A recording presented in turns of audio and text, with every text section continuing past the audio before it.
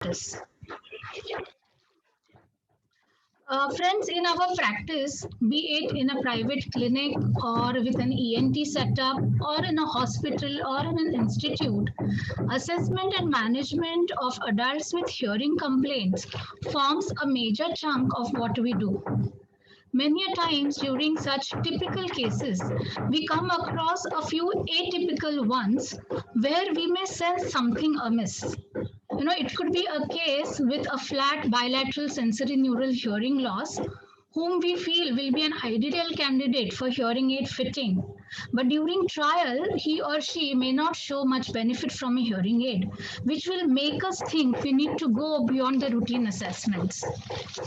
Or we may come across a client with no hearing loss, but who claims that post some history such as a fever, he is not able to sit with his family and enjoy television, or he cannot tolerate the sounds of mixer or children playing around him. Sometimes we may come across individuals who can hear very well in quiet, but when multiple speakers talk at the same time or when there is noise in the environment, they cannot listen at all. Such cases challenge us, make us think. They make us go back to our books, look through the latest research articles to decide what should be our next line of assessment and how can we optimally manage such clients. So in today's CRE, we have eminent speakers who will guide us to go step by step in such cases and look beyond our routine testing to offer valid hearing solutions. So, without losing any great time, let us set up for this interesting listening and learning journey and wishing all of us a happy learning experience today.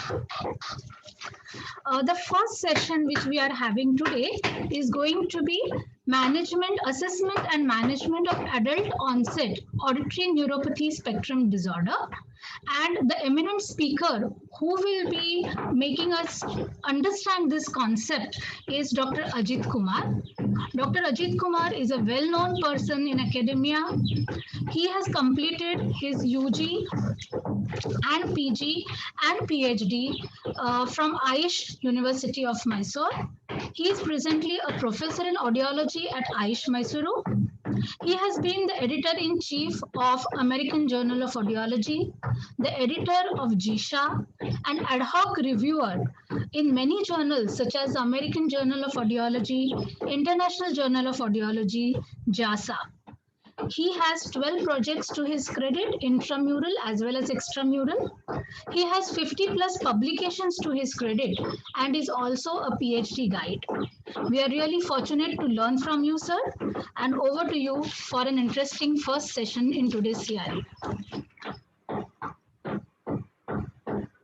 Thank you, Dr. Deepa, for nice words.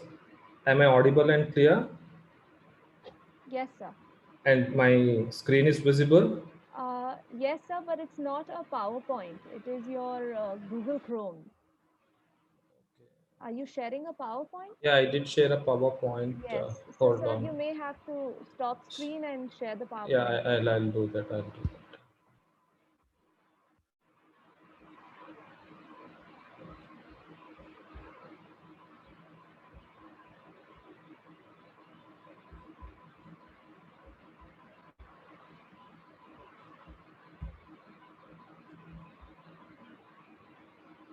Is it visible now? Yes, sir. You can see your PowerPoint. Thank you. Okay. Thank you, Dr. Deepa, for nice words. And at the outset, I would like to thank Misha for giving me this opportunity to talk to you all. Today, we'll just review the basics of auditory neuropathy spectrum disorder specific to adults. Before going on to the disorder as such, I'll just go through a few cochlear and the neural mechanisms in normal hearing individuals. So as all of us know, the hearing is one of the sensory organ, and uh, the hearing is one of the sensory organ, and whenever the sound comes, the all three parts of the ear, the external ear, the middle ear and the inner ear, are essential for the processing of the sound. Among these three parts, the inner ear contributes a much more, which is a sensory organ, and a cross section of the inner ear taken at the level of the cochlea shows that it has got three cavities: a scala vestibuli, a scala media, and a scala tympani. Especially the scala tympani houses the sensory cells or the cells that are responsible for hearing. We also know that there are two types of sensory cells: the outer hair cells and the inner hair cells. Now, the outer hair cells are in three rows. They are arranged inside the scala media, and they are almost three to four times more in number than the inner hair cells. So, they're okay. So whenever there is a sound induced activity, whenever there is a sound, the stereocilias of these outer hair cells will shear or will bend in this direction. Now each of these stereocilias are connected to adjacent stereocilias through a small link called tip links. So whenever these stereocilias bend like this, the positive ions, the potassium positive ions enters this hair cell. Now, whenever the positive ions enters, it is called depolarization. When the cell becomes more positive, typically in all sensory cells, the neurotransmitter gets released. However, in the outer hair cells, though the neurotransmitter gets released, it is connected to the efferent auditory nerve ending over here. The afferent auditory nerve, which connects the outer hair cells, does not have myelin sheath, and rarely it generates action potential. So, though we have three times more number of outer hair cells, the output of the outer hair cells are hardly conveyed into the higher system, that is even to the cochlear nucleus. They don't travel at all because they don't possess the myelin sheath, and the axons of this afferent nerve ending which connects the outer hair cells are very thin. You can compare these two. This is the efferent fiber that connects the outer hair cell. This is the afferent fiber that connects the outer hair cell. You can see that the afferent, the one which carries the information towards the brain, is pretty thin and devoid of the myelin sheath. The yellow structure that you can see over here is the myelin sheath, which is not present in the outer hair cells. So the depolarization or the neurotransmitter release in the outer hair cells does not convey any hearing related information to the outer hair cells. However, it does another function called the cochlear amplification or electromotility. So whenever the outer hair cells becomes positive, the wall of the outer hair cell has a unique protein called pristin. Now this pristin protein is a motor protein which has an ability to vibrate or change its length depending on the electrical environment in which it is, like a piezoelectric material. Depending on whether the cell inside becomes positive or negative, the length of this protein either becomes small or it elongates. So like that, there are around 6,000 motor proteins, or 6,000 the pristine motor molecules are there in 1 micrometer square of the wall of the outer hair cell. That is, a small patch of the wall of the outer hair cell contains 6,000 such small proteins. So when all of these proteins elongate and shorten at a particular time or simultaneously, what happens is the overall length of the outer hair cells becomes small or elongated. So whenever there is a sound induced activity, whenever the stereocilius of the outer hair cells vibrate, that is when the sound induced activity comes like this, and it depresses the tectorial membrane, and the outer hair cell stereocilia bend like this. The positive ions that enter over here does not depress the neurotransmitter in the outer hair cells. The afferent nerve, though it is connected, it is almost non-functional, or at least we don't know the functioning of this afferent nerve that connects into the auditory nerve that connects into the outer hair cells, because the action potential doesn't get generated at the level of outer hair cells, or even if few action potential get generated, they don't reach the cochlear nucleus, because the our afferent nerve does not have the myelin sheath, and the action potential generated will not travel to a greater distance, and they just die even before they go into the internal auditory meatus. So these fibers which connect the outer hair cells, if you measure the action potential even in the internal auditory meatus, we can't record the action potential. So they don't do a sensory function per se, though they are called sensory cells. We say that there are two types of sensory cells in the cochlea, inner and outer, but the outer hair cells doesn't do any kind of a sensory function per se, or at least we don't know of any kind of sensory function that is carried out by outer hair cells. Instead, the outer hair cells does a motor function. So within the sensory organ, we have a motoric cell, or the cells that is responsible to carry out a motoric function. So what is this motoric function? Elongation and the shortening of the entire cell with the help of a small protein called pristin, which is present in the walls of the outer hair cells. Now when the one cell elongates and shortens, nothing happens. Just imagine when a group of cell elongates and shortens, the entire basilar membrane and the all associated structures that are present in that particular area gets elongated and shortened. So this results in something called the active mechanism or the cochlear amplifier. Just to give you an example, whenever let's say that this is the hair cell and the stereocilia. So and this is the sound which is coming from the external media, and whenever there is a sound, it's like you are pushing a baby who is sitting on a swing, so the baby will start moving. However, in our case, the baby, which is the stereocilia and the hair cell, is just not sitting in the swing. She is sitting in a swing immersed in a water, because the cochlea is immersed in a water. So even when the sound comes, when the baby is pushed, because it's immersed in a water, there is a lot of resistance, and this vibration doesn't go far, or it dies off, or this kind of a motion is pretty passive. That means the amplitude that is generated would be very minimal, because there is a lot of viscous resistance added by the fluid that is there in the cochlea. Now if this happens, we would require a larger force to make this vibration more with a higher amplitude. And with this also, what happens is, when you apply a larger force, the peak will not be like this. Instead, the peak will become very broad, and in our terms, this is the basilar membrane, which has got frequency selectivity. So if there is no a single peak on the frequency selectivity, if there is a broad peak, then our frequency resolution ability decreases. So now there should be an inherent mechanism that would overcome this viscous resistance that is offered within the cochlea, and the outer hair cells, whatever I said till now, does that functioning with the help of the motoric action. So it is basically like a hair cell within the fluid, but with a positive feedback mechanism. Now what is the positive feedback mechanism?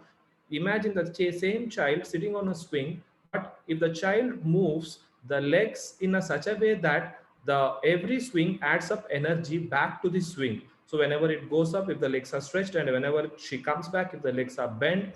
Now every time you do that, you don't, even though there is no external force, the vibration can sustain for a longer time, because the movement of the legs adds back energy into the swing, and that moves it the swing again. Further, the movement of the legs add back energy into the swing, and this process continues, and the energy keeps on adding into the vibration of this swing. So similarly, the outer hair cell also does a similar functioning, where the energy that is taken from the basilar membrane is added back to the basilar membrane, and for every vibration gets a positive feedback, and because of that, the vibration of the basilar membrane increases. And you can see that the compared to this, the vibration of the basilar membrane is high over here, and it is more sharper over here, whereas over here it is more broader.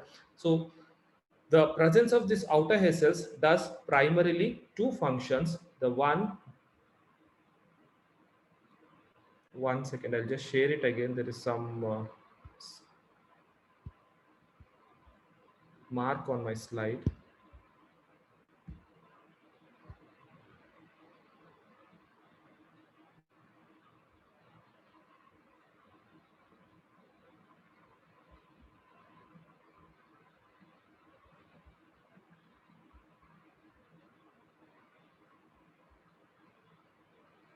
Okay, so the movement of this outer hair cell does two functions. one, it increases the amplitude of the vibration of the basilar membrane, or it makes it more sharper.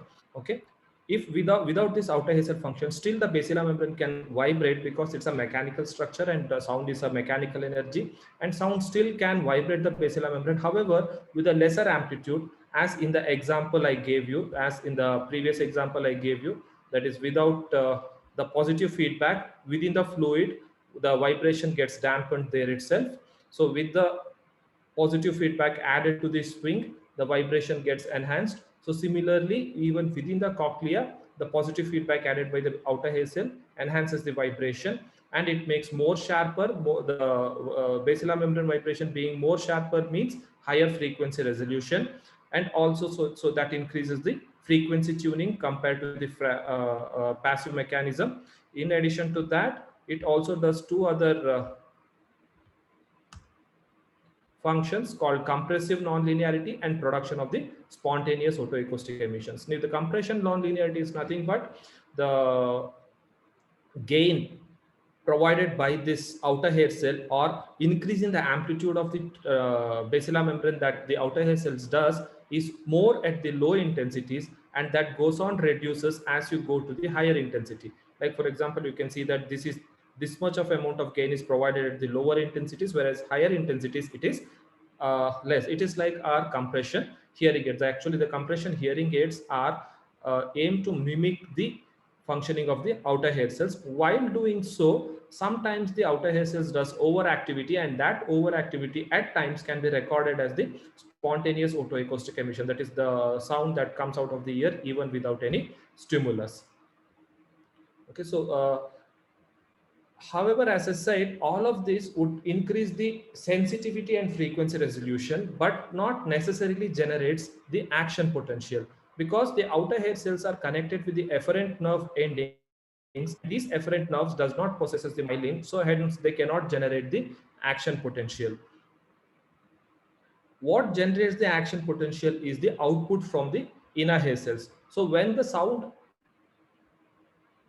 is amplified within the cochlea by the outer hair cells, that in turn can activate the inner hair cells. Now the inner hair cells also possesses similar stereocilia compared to that of the outer hair cells, but the difference is, instead of a one efferent nerve ending which is not myelinated, inner hair cells are innervated with multiple efferent nerve endings, and all of them are highly myelinated, and uh, each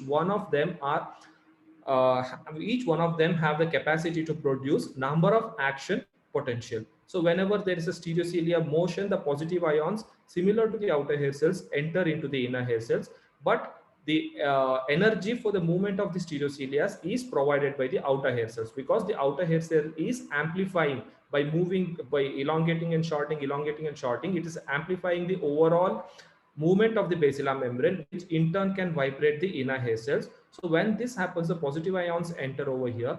The outer hair cells, unlike inner hair cells, have a very specific structure called a ribbon synapses. Now this is a cartoon of a ribbon synapse. This is an actual electron microscope of a ribbon synapse.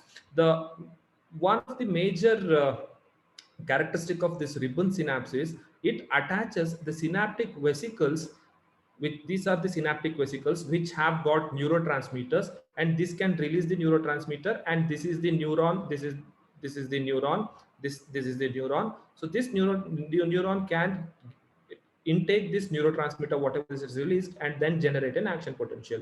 Now this kind of a structure is very important for hearing, because this ribbon synapse gives a very high temporal precision. We'll come to this later, because this is one of the mechanism which is thought to be abnormal in adult onset auditory dysynchrony or auditory neuropathy. So the action potential that are generated are primarily from the inner hair cells.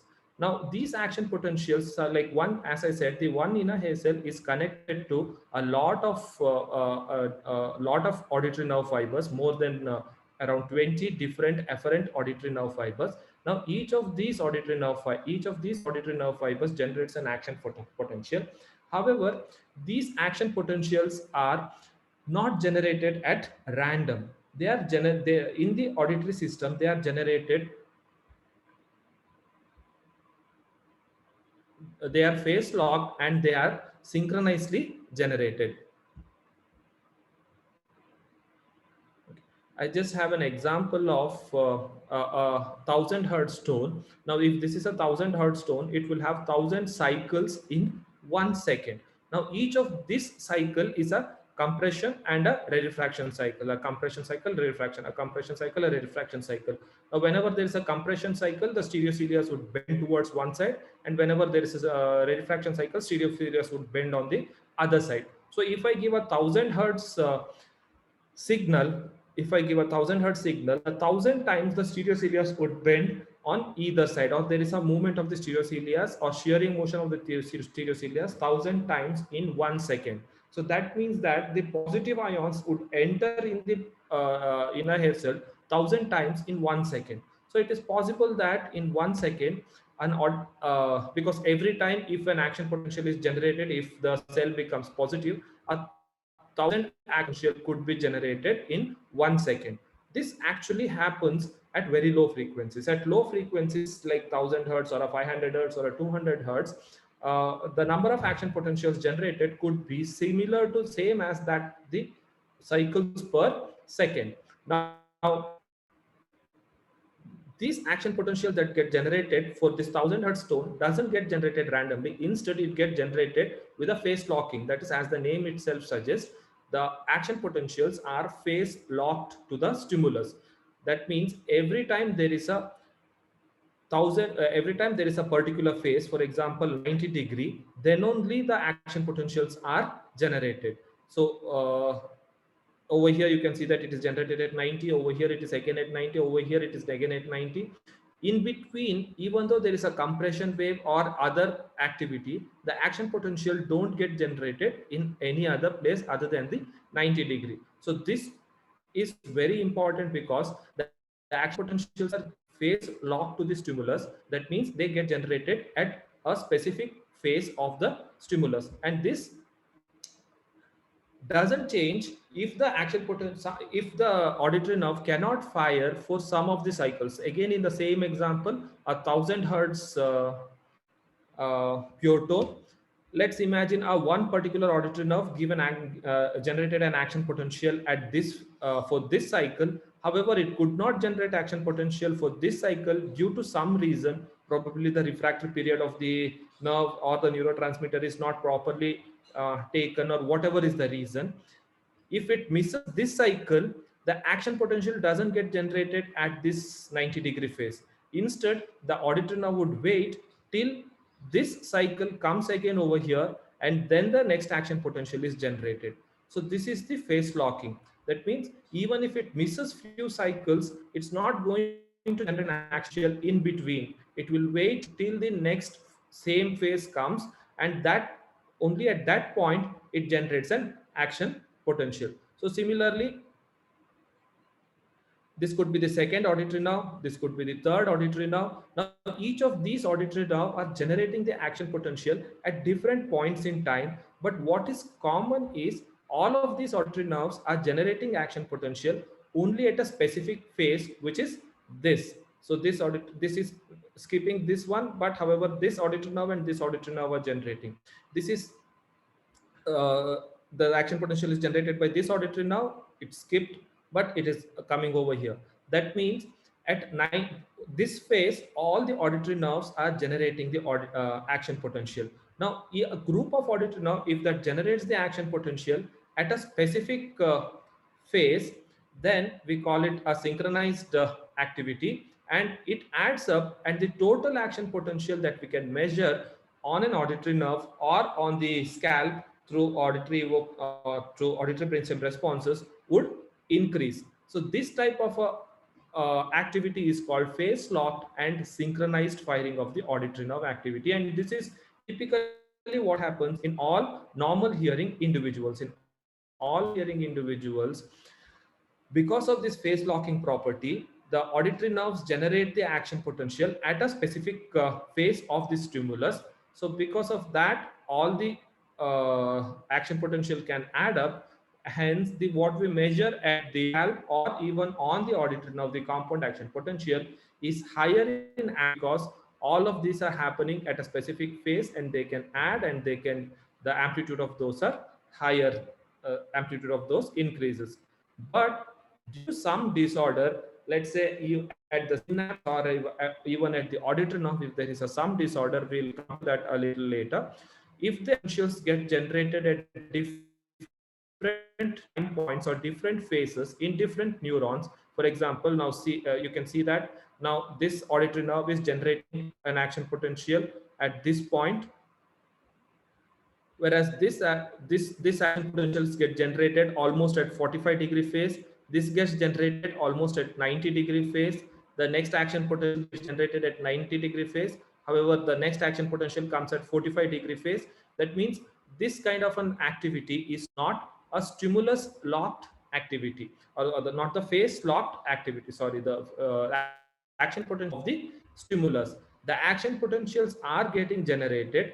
Since the action potentials are getting generated, the person is able to hear the sound, but they are not happening at the same phase of the stimulus at every single time.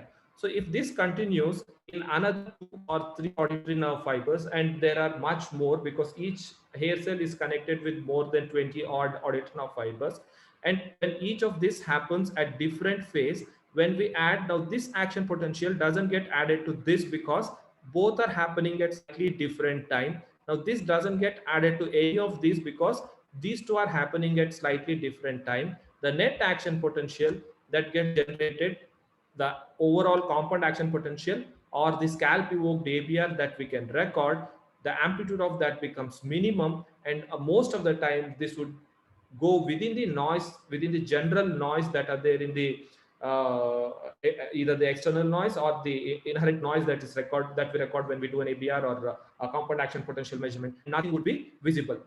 Now this kind of a this kind of a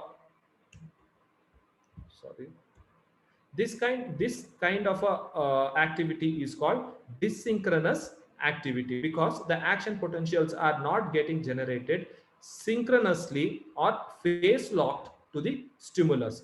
So the phase locking is a very important concept for synchrony. Output can be synchronized only if the action potentials are generated at a phase locking. If the action potential phase locked to the stimulus, then only the synchrony can come. So if they are not phase locked to the stimulus, they happen at different phases, the action potentials of each auditory nerve fiber cannot sum up in time because it is happening at different points in time. The net output is reduced and we won't be able to measure it in a far field recording, and most of the time even in the near field recording it is difficult to measure it because the amplitude is very high. So this kind of a condition is called dysynchronous firing of the auditory nerve. And it is thought that in the auditory neuropathy or in the auditory dyssynchrony, this is what it happens. And the pathophysiology or why does this happens is unclear, but at least we know that the action potentials are not phase locked to the stimulus, and that is why we are not able to get a scalp evoked ABR or at times even the compound action potential. And this leads to a lot of temporal processing deficits because the action potentials are getting generated. So the stimulus is going from the auditory nerve to the higher centers. So the person is able to hear the sound, but he won't be able to understand the sound because the action potentials are not happening at a particular phase of the stimulus. So the timing information of the stimulus, which should have been conveyed by the timing information of the action potential, is lost. So because this timing information is lost, the person has got a lot of psychophysical deficits and also the speech perception deficits because the auditory system relies on the perception of time related information for most of its comprehension of speech as well as for the localization, and for almost all the auditory function depend on perception of the time related information. If there is inaccurate or false wrong coding of the time related information, that would deflect or that would reflect in the deficiency of lot of the auditory processes, be it frequency, be it intensity, be it speech perception or the localization. all of that requires an accurate time related coding information in the auditory system. And because this time related coding information is lost in these individuals with auditory dyssynchrony, the most of the processing is affected in these individuals.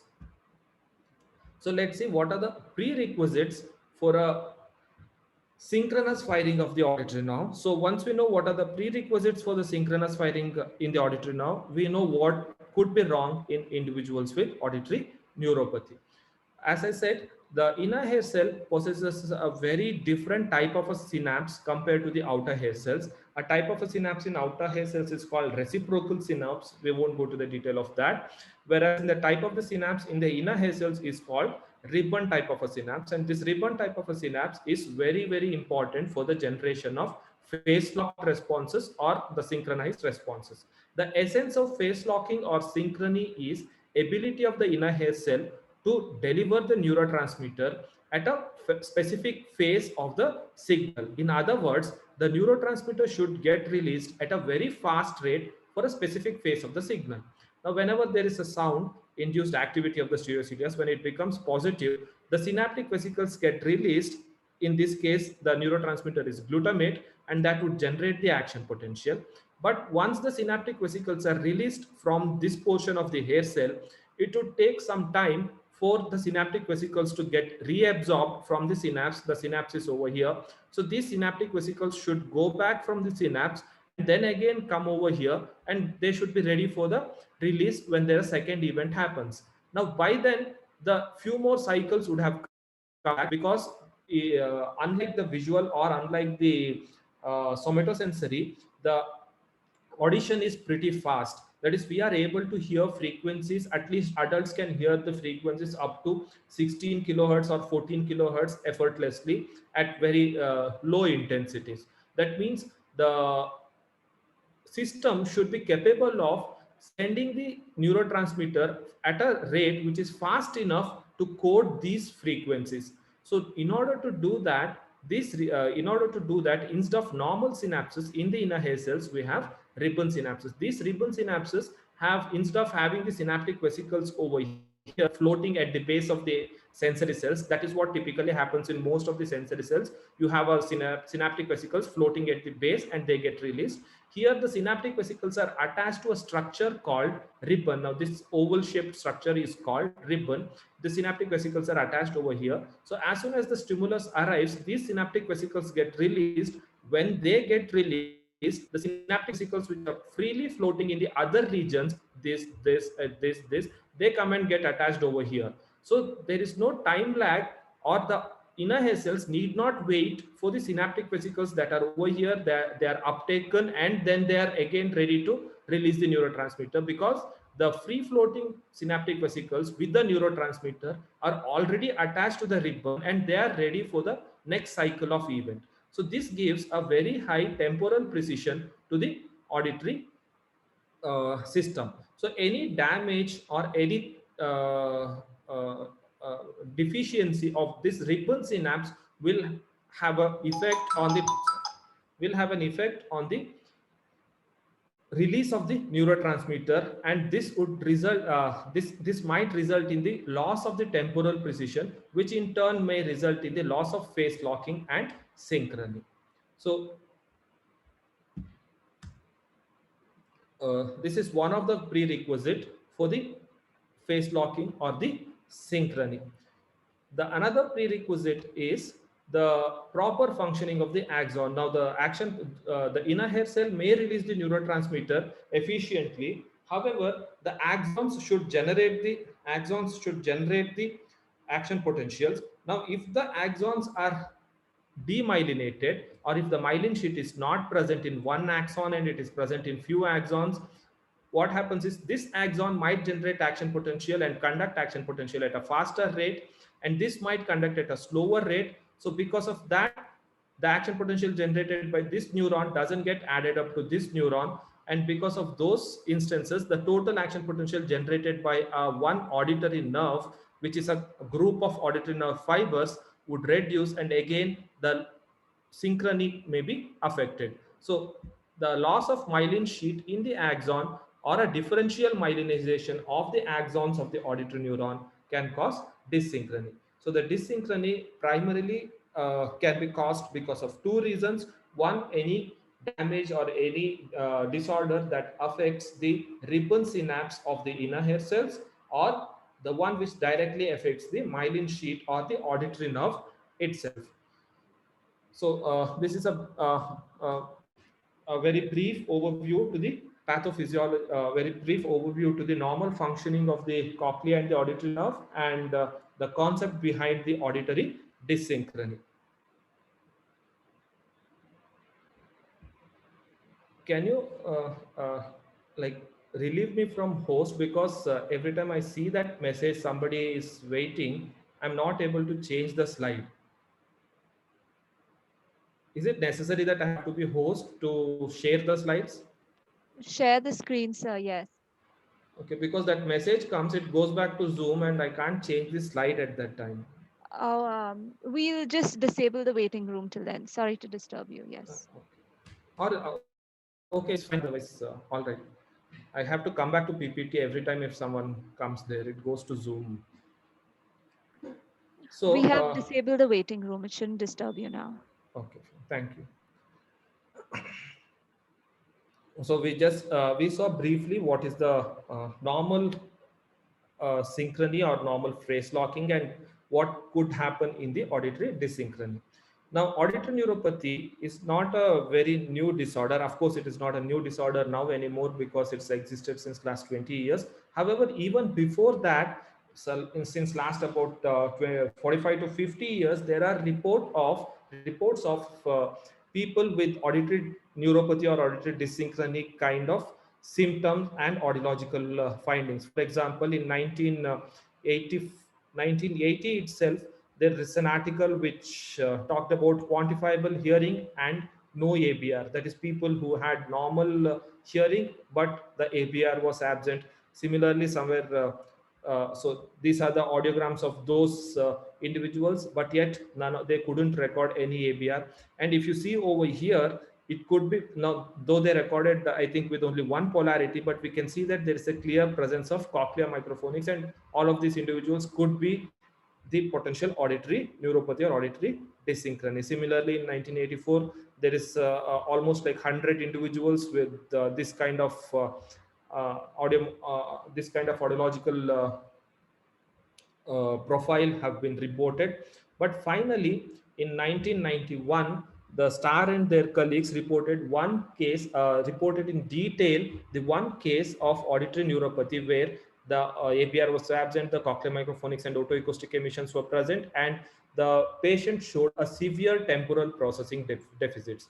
The diagnosis of auditory neuropathy became easy after the invention of otoacoustic emissions because the evaluation of the cochlear functioning became easy. So finally, it is in 1996 where auditory neuropathy became a clinical entity, and everyone started to recognize this as one type of a sensory neural hearing loss. Where when the Starr et al. In 1996, in their article in journal Brain, reported some 15 odd cases with very specific findings like absent ABR, the present otoacoustic emissions, and many of these patients of this group were also had some kind of other peripheral neuropathies or other neurological disorder.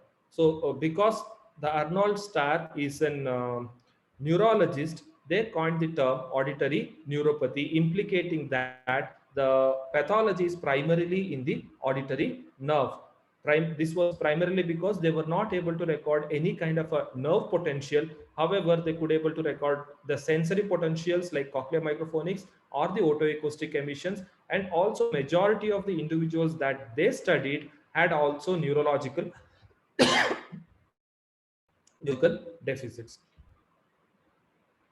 So today, to call an auditory neuropathy, they should meet at least three criteria. There should be an evidence of poor neural functioning. The poor neural functioning is typically shown through absent ABR, absent acoustic reflex, and absent efferent suppression of otoacoustic emission.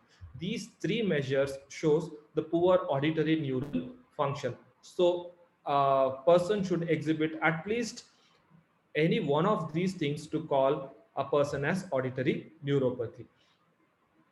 However, over the years that we have understood that there is certain exception, there are few individuals who can have prolonged or elevated ABR, not necessarily absent ABR. Even we have seen individuals who have elevated acoustic reflex but have an absent ABR and absent efferent suppression can also be present, and those also can be included under auditory neuropathy. In addition to this, they also should show normal amplification function of the cochlea. This is either through presence of cochlear microphonics or through the otoacoustic emissions. However, again, we have seen that a lot of individuals with auditory neuropathy who had normal cochlear functioning, gradually the cochlear functioning also gets affected, or they lose their otoacoustic emissions. However, the cochlear microphonics are more resistance to loss, or they they are more resistant to loss. Even the minor cochlear damages will not take away the cochlear microphonics. However, the otoacoustic emissions over time they get disappeared, but cochlear microphonics can still be are still present. This is one of the condition to call a person as an auditory neuropathy or auditory dysynchrony. Though they don't have otoacoustic emission, the presence of cochlear micro, if the otoacoustic emission are absent and if the cochlear microphonics are present, we can still term them as auditory neuropathy or auditory dysynchrony. And there should be an evidence of poor auditory functioning. That is, there should be some behavioral manifestation of some hearing difficulty, either in terms of speech or temporal processing. A few people may have directly may say that they have speech understanding deficits, few might not, but at least there should be some evidence of poor auditory functioning when we run some speech test or temporal processing test. And over a period of time, we have realized that it is not an individual may show normal results when these tests are run in quiet condition. The deficit or the poor evidence of the poor auditory functioning may be visible only in the noisy condition. Almost 100% of the auditory neuropathy or auditory dysynchrony individuals will show up some evidence of poor behavioral auditory dysfunction or poor behavioral auditory function when we test them under noisy conditions. Most of them also show in quiet conditions. However, the few may have a very good compensatory strategies or maybe a very early stages, and they might be scoring similar to that of normals when we do it in quiet condition. Among the temporal processing tests, the gap detection test has been shown as one of the very sensitive tests for auditory dysynchrony, but the gap detection tests are affected in many other conditions as well. However, in almost 100% of the individuals with auditory dysynchrony, the gap detection scores are abnormal. So these three are the primary diagnostic criteria to call a person as auditory neuropathy or auditory dysynchrony in adults. They should exhibit a poor neural functioning, a normal cochlear amplification function. Specifically, it says normal cochlear amplification function. The otoacoustic emission or the cochlear microphonic should be present, and evidence of poor auditory functioning in any of the behavioral tests. So if we can establish these three through any of these measures, then we can diagnose a person as a person with auditory dysynchrony. Over the years, even the terminologies have changed. Initially, when Starr et al. Referred, as I said, because they are Arnold Starr is a neurologist, and primarily it was discovered in a neurology OPD. It was termed as an auditory neuropathy, like any other neuropathies, the peripheral neuropathies or any other optic neuropathy, in line with those disorders, saying that the problem is in the auditory nerve. Later, Shiv Shankar et al. Term in 2003 gave another term called primary auditory neuropathy, specific to only those individuals who don't show any other neuropathies associated with the auditory neuropathy. Most of the patients in Starr et al. Study had some other neurological issues along with the hearing issues. But later, often we have seen individuals who are normal on all kinds of neurological examination, on MRI and on all kind of reflexes, and most of the time neurologist finds it normal. Where when there is no associated neurological condition, uh, that type of a disorder should be introduced as a substitute for auditory neuropathy. This was introduced by Berlin and their colleagues as a substitute for as a substitute or as an addendum to the auditory neuropathy. Someone else is also sharing the screen. I think Chandan. Okay. No, This sir, was we can see your screen only. okay. Fine. Um, this was primarily because by then, from 1996 to the 2000, people realized that the problem or the deficiency or the disorder need not be in the auditory nerve. It could be in the sensory portion of the cochlea, or the even in the inner hair cells, or in the synapses between the inner hair cells and the auditory nerve. And calling a disorder as an auditory neuropathy or associating the term neuropathy might make clinicians to think that because it is a nerve disorder, the cochlear implantation, which is a sensory processes, may not be a rehabilitation option for this, and many of them might not consider. And by then, it is almost many studies had shown that these individuals benefit almost similar to that of any SN hearing loss when a cochlear implantation is done. So, for all these reasons, Berlin et al. Suggested to use the term auditory dysynchrony rather than auditory neuropathy. Later, a term auditory neuropathy spectrum disorder was introduced in a consensus conference about identification and management of infants and children with auditory neuropathy, primarily to show the fact that this is not a one very unique disorder with a very unique feature. Instead, it has got a range of findings. A few people may have a elevated ABR, few people may have an absent ABR, the P-tone thresholds may be normal, some people may have a profound hearing loss, the otoacoustic emissions may be present, otoacoustic emissions may be absent. So it is a wide range of auditory profiles. To encompass that wide range of auditory profile, the term auditory neuropathy spectrum, the term spectrum was introduced, since already the neuropathy uh, was gaining very wide acceptance among audiologists and among neurologists. The term neuropathy was retained, and because the dysynchrony primarily says the functionality of the disorder, the dysynchrony was also retained and the spectrum was added, and the term auditory neuropathy spectrum disorder was introduced as a common term that could be used to describe patients with these characteristic. Now, why the spectrum is, as I said, the right hand portion of this next column over the period of time shows that most of the individuals that we see are not typical, but there are a lot of exceptions, and there could be a range of from absent to the prolonged or elevated, absent to the elevated. So most of the audiological profile or most of the audiological test would show a lot of variation from one person to another person. So to encompass this or to show up this variance, the term spectrum was introduced.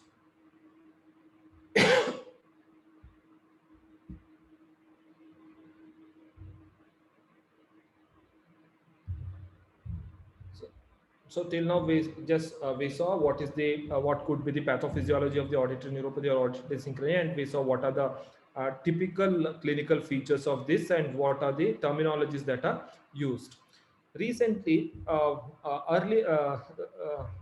the auditory neuropathy spectrum disorder was used as a one basket term, where we would put all the individuals who would show the symptoms that are the symptoms and the audiological finding or the profile that I listed earlier. However, recently there has been some attempt to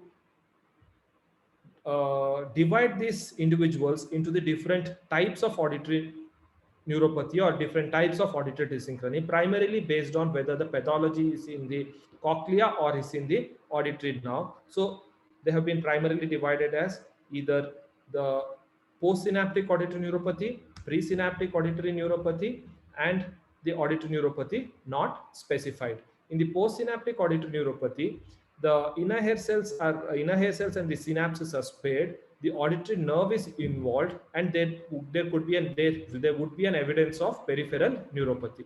In presynaptic auditory neuropathy, IHC or the synapses are involved, nerve is not involved, and there will be absence of peripheral neuropathy. Whereas the auditory neuropathy unspecified is where both post and presynaptic disorder can coexist. Most of the individuals whom we see clinically belongs to this, where both pre and postsynaptic disorder might coexist. However, the primary auditory neuropathy, what Dr. Shivshankar et al. Coined, could belong to the presynaptic disorder, where the nerve is not involved, and generally we don't see any kind of an other neurological disorders. The postsynaptic auditory neuropathy is a disorder that is associated with the disorder of the auditory nerve itself. Along with that, they can also have a neuropathy of the other nerves as well. There could be an optic neuropathy or other peripheral neuropathy or the motor neuropathy. So these could be evident in these individuals. So depending on these characteristics, they could be divided into postsynaptic, presynaptic, and auditory neuropathy unspecified. When they try to divide individuals into the pre and postsynaptic, the basic motivation for this is whether the rehabilitation would be different between post versus pre. It was assumed that the presynaptic disorder would benefit more from the cochlear implant than the post synaptic disorder.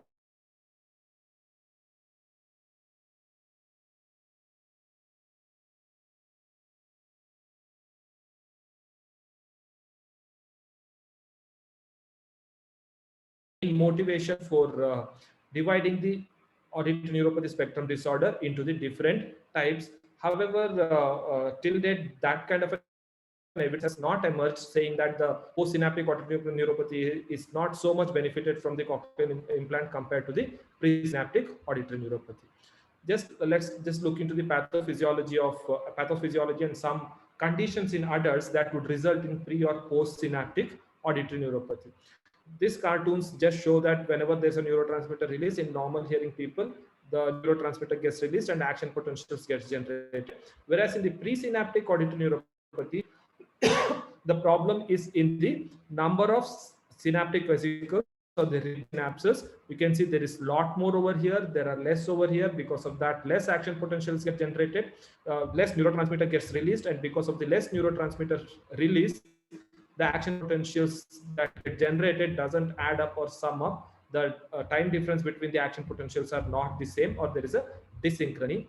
In the axon, because of the lack of myelinization or differential myelinization, though the number of synapses and the neurotransmitter released is normal, the action potentials don't get generated in a phase lock manner, or number of action potential get generated is less. The condition that people have identified in the presynaptic auditory neuropathy is primarily both are genetic. These are the genes that have been identified. One of the major gene that has been identified for the presynaptic auditory neuropathy is called OTOF gene, which is responsible for generation of a protein called otoferlin. The otoferlin is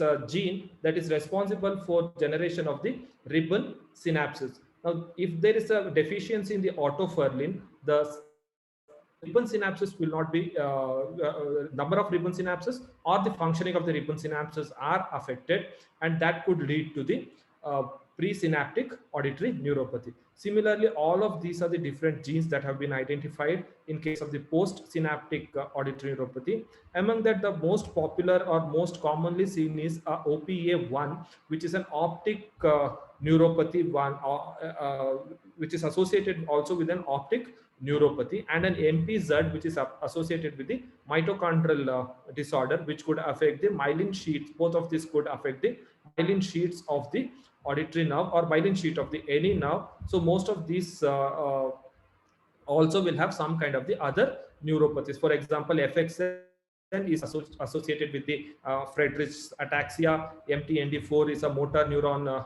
disease, also associated with the motor neuron diseases. So most of these genes are not very unique to the auditory nerve. In addition to the auditory nerve, they also will affect the other neural other nerves, the optic nerve or the peripheral nerve. and associated with the other neuropathies as well.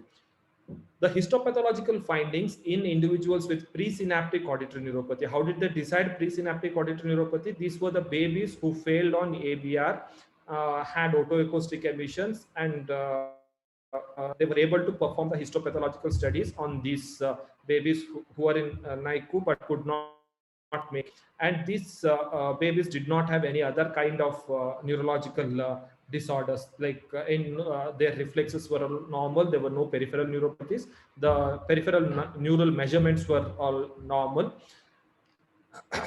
This is a histopathological finding in a healthy baby, which is like 12 days old, where we can see the normal inner hair cells, a normal outer hair cells, even the stereocilias of the outer and the inner hair cells. Both inner hair cell and the outer hair cell stereocilias are visible. This is a control or a normal baby, the histopathology of normal baby. Now this is a histopathology of a baby with presynaptic auditory neuropathy, where you can see the outer hair cells. You can see the outer hair cells. However, the inner hair cell is absent, or the inner hair cell is very poorly formed. This is the region where inner hair cells should have been there. You can see this region is the region where the inner hair cells is there. Here also the inner hair cell should have been there. All dark spots that you are seeing are all the nuclei. All these dark spots are the nucleus of each of these. These are the nucleus of the supporting cells. These are the nucleus of the supporting cells. This is the nucleus of the inner hair cells. Here we should have had an inner hair cell, but the inner hair cell is absent. But however, you can see the now three rows of the outer hair cells in this baby. So similarly over here, the inner hair cell is present, but the stereocilias of the inner hair cells are not so much visible. Even there is some damage to the outer hair cells as well. Both of these babies did not have ABR and had normal otoacoustic emission when they were screened in their NICU, but however they could not make it, and hence they were able to do the postmortem. And these studies show that the presynaptic auditory neuropathy is possible, and there could be a selective damage to the inner hair cells. Similarly, a selective damage to the ribbon synapse also can cause the presynaptic auditory neuropathy.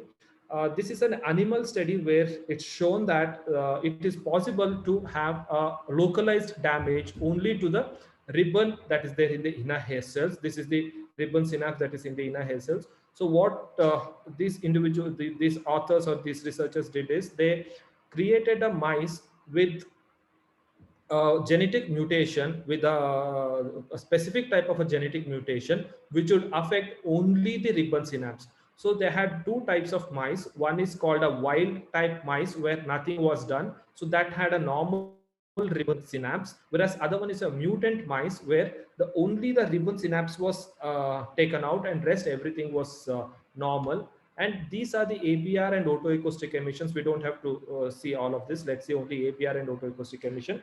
These are the ABR and the otoacoustic emissions, which show otoacoustic emission. Now you can see that the ABR waveform, the dark one is in the normal mice, and the gray one is in the mutant mice. And generally the lower animals will have only 4 peaks and not 5 peaks. You can see that the ABR of the normal mice is of a higher amplitude and of a shorter latency, whereas the ABR of the mutant mice is prolonged, and threshold of the ABR for normal mice is about 30 to 40 dB SPL, whereas for that of the mutant mice is raised to the 60 to 70 dB SPL. This shows the DPOE the mice. The dark one is for the normal, and gray one is for the mutant mice. You can see that the mutant mice had higher amplitude of the otoacoustic emission than the normal mice. So this is a very typical finding of the auditory neuropathy that we see in humans, where the OEs are very robust, the cochlear functioning is normal, and there is an abnormal functioning of the auditory nerve. So in this case, it is resulted from a specific alteration of a synaptic terminal in the inner hair cell in this animal, and through a particular protein which is responsible for the development and functioning of the ribbon synapse. So it is possible that these ribbon synapses can be affected in isolation and can cause the presynaptic auditory neuropathy. So these are all different conditions that can lead to presynaptic auditory neuropathy. As I said, otoferlin mutation is one of the very commonly spoken cause for the presynaptic auditory neuropathy. Other one is a PJVK, that is a Pijevakin protein that is responsible for the development of the spiral ganglia cells. The postsynaptic neuropathy, as I said, the OPA1, the optic atrophy 1, that is the most commonly seen, the postsynaptic auditory neuropathy. Other than that, there is a host of neurological condition that can result in auditory neuropathy, like Charcot-Marie-Tooth syndrome, the sensory motor disorders, the Friedreich ataxia, all the myelin-related disorders. All of that can result in postsynaptic auditory neuropathy. One of the straightforward way to differentiate pre versus post is presence or absence of a peripheral or other kind of a neurological issues. If there is another neurological issues, most often it would be postsynaptic auditory neuropathy. Audiological, among the audiological test, the compound action potential and the summating potential is shown to have some sensitivity in differentiating pre versus postsynaptic auditory neuropathy. This is an example of compound action potential and the summating potential in compound action and summating potential recorded in two individuals, one with the otoferlin mutation, other one with the OPA1 mutation. We know this is a presynaptic and this is a postsynaptic.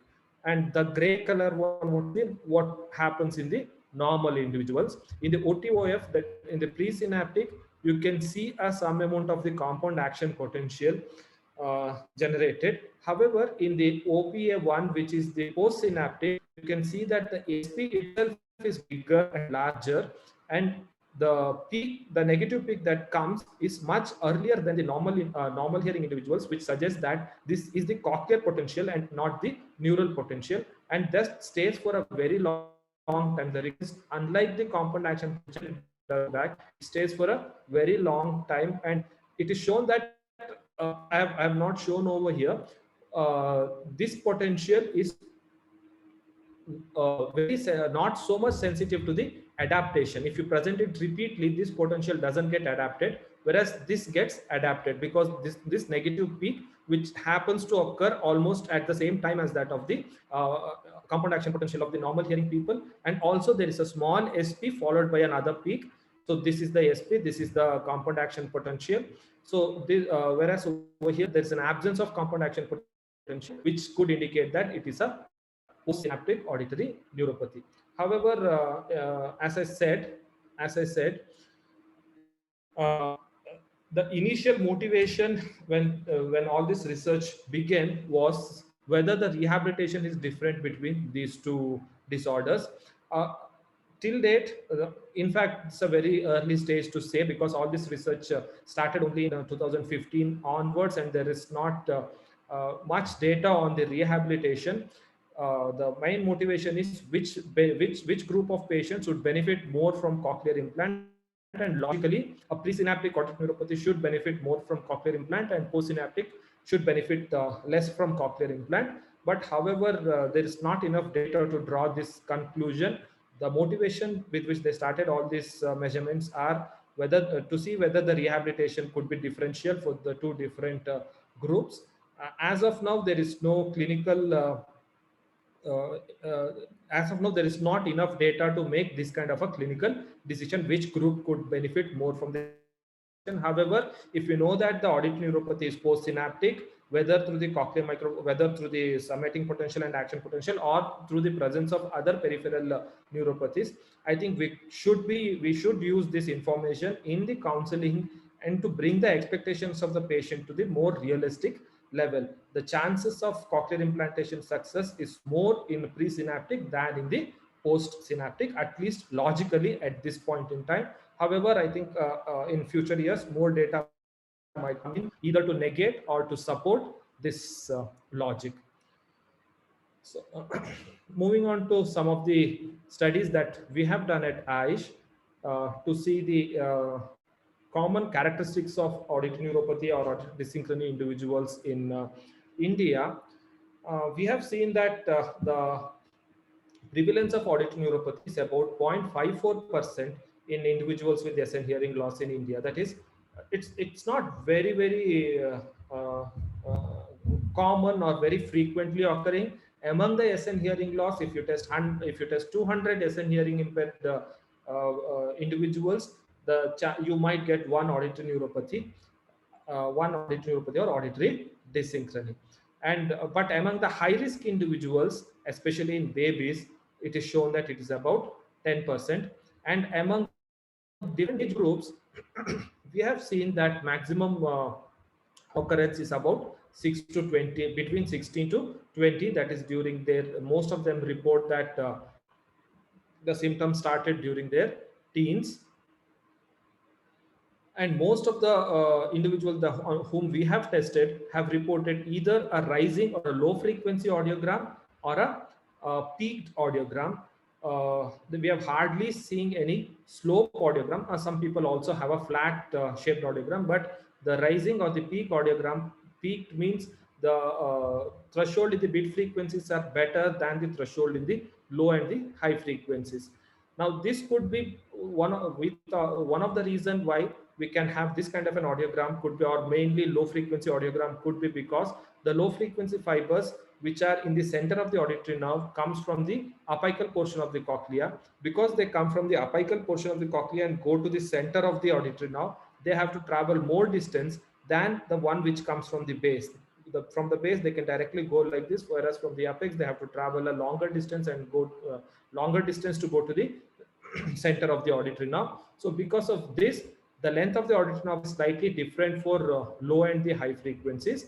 So since the length of the auditory nerve is more for the low frequencies and mid frequencies, the demyelinization, if it happens, it can have a more effect on the mid and the high frequency, on the low frequencies than the high and the mid frequencies.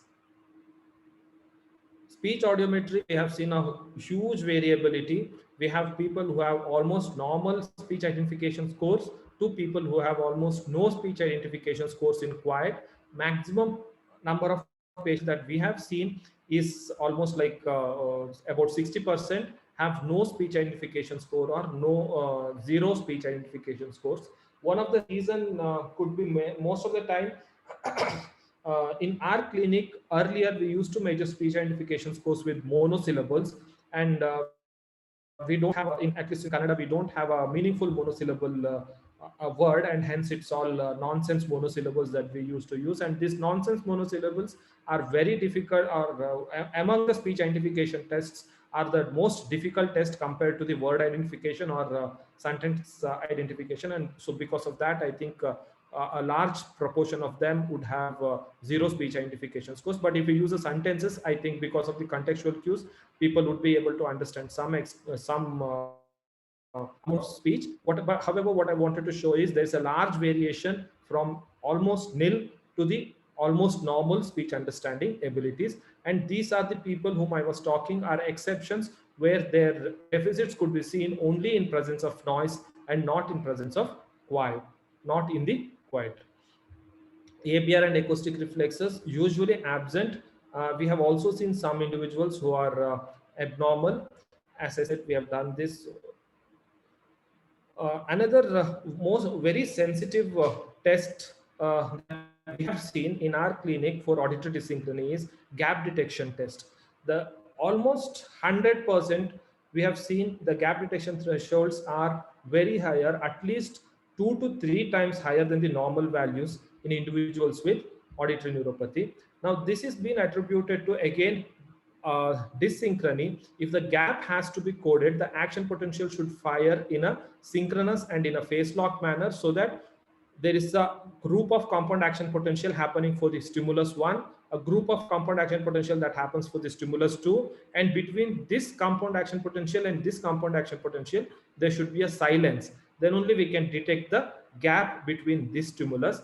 And if there's a dysynchronous firing, even in this gap where there's a gap in the stimulus, now this added, the compound action potential becomes more wider. So even in the gap, there could be some amount of the noise that is being present in the auditory nerve, and we won't be able to, or the person wouldn't be able to perceive the gap. So the gap detection threshold, I think, is one of the test that should be included in the normal auditory test battery, especially when you suspect auditory dyssynchrony.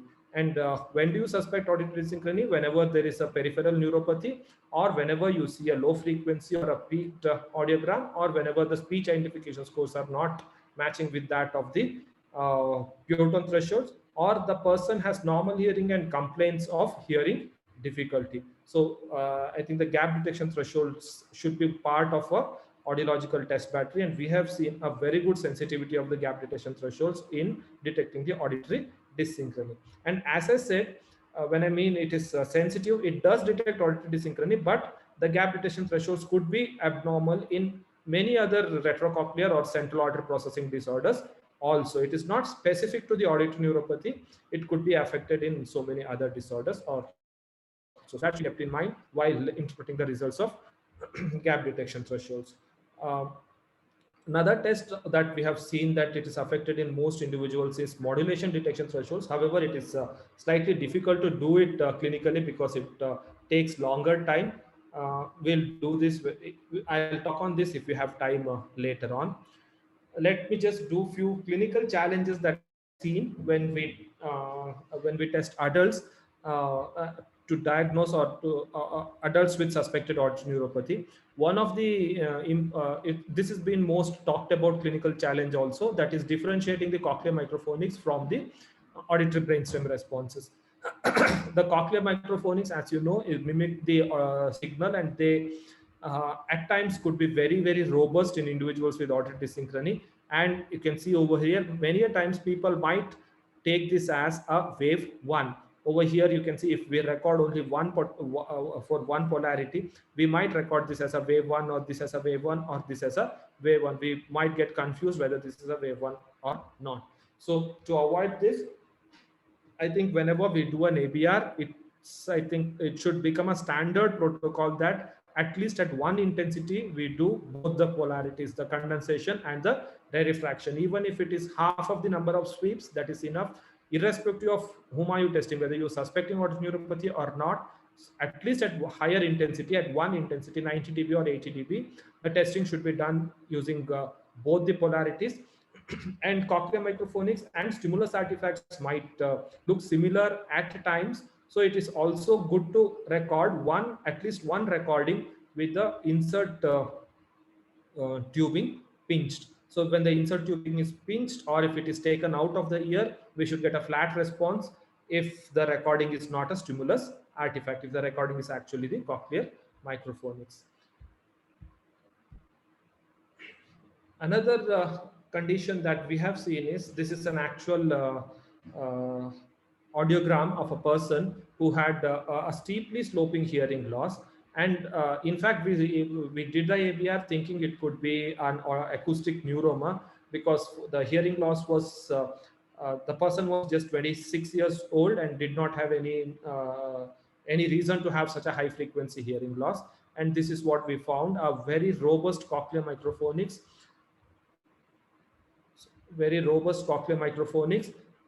The stapedial reflex was also present at lower frequencies, and the otoacoustic emissions were also normal. Again, this is a very typical finding of auditory neuropathy, where you have an absent ABR, normal otoacoustic emissions, normal cochlear microphonics, but we had stapedial reflex in this person.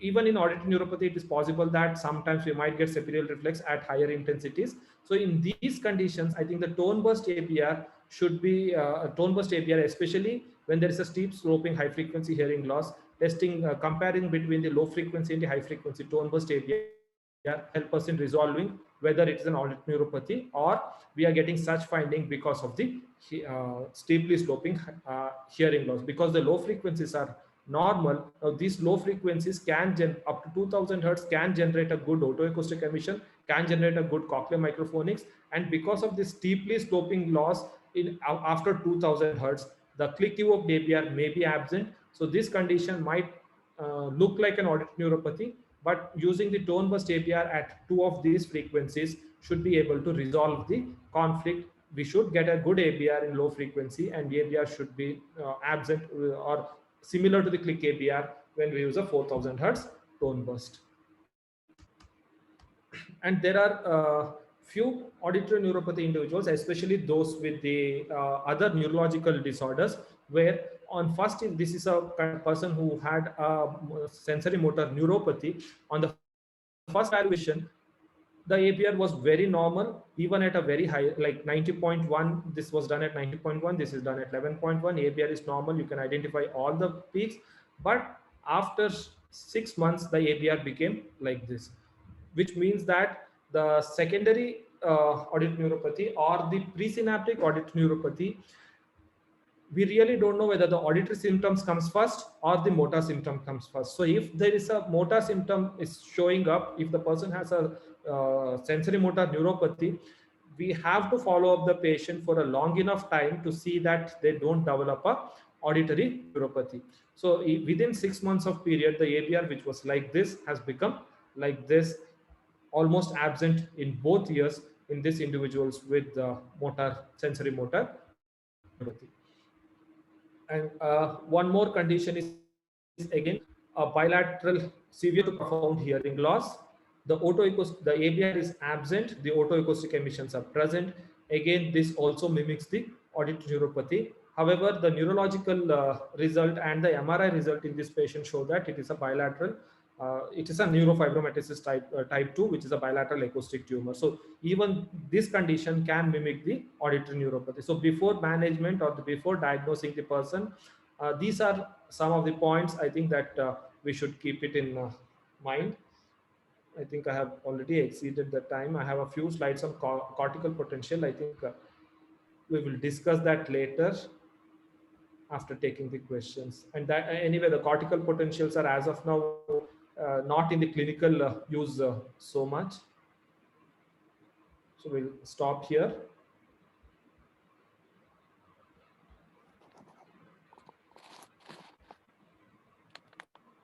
We can. Dr. Ajit? Yes. Hello, am I audible? Yes, I can hear you.